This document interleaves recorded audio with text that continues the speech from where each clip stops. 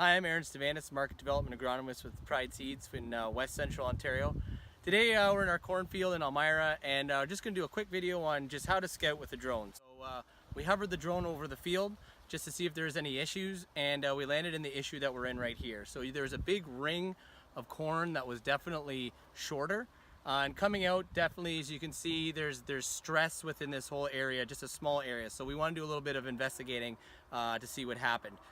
We hovered the drone over so we could come right into the spot, and it was easy to find. So we dug some roots, and we're gonna go take a look at those.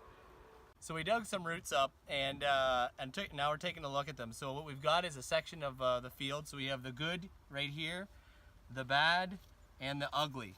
So the biggest thing that I see in this is root restriction. And in a year like this where we have dry season, not a lot of rain, roots are everything, especially on mass flow nutrients like nitrogen and potash that really keep these younger corn plants moving.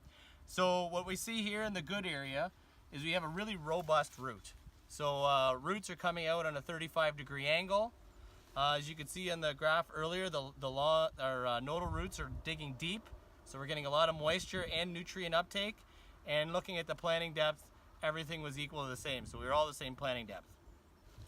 Looking at the bad root, we have a little bit of sidewall compaction. So you can put your hand right against here, sidewall compaction, roots are going straight down on instead of a 35-degree angle. So we restricted those roots a little bit. And on both sides, this side either, it's a little better, but not quite on the 35-degree angle that we'd like to see. So really what this is coming down to is we were probably planting a little too wet. This area was probably a higher moisture area for the whole field. As you can see in the drone area, it's a very small area, but still definitely a little too wet. And then this drier heat is definitely, the root restriction is slowing this plant down.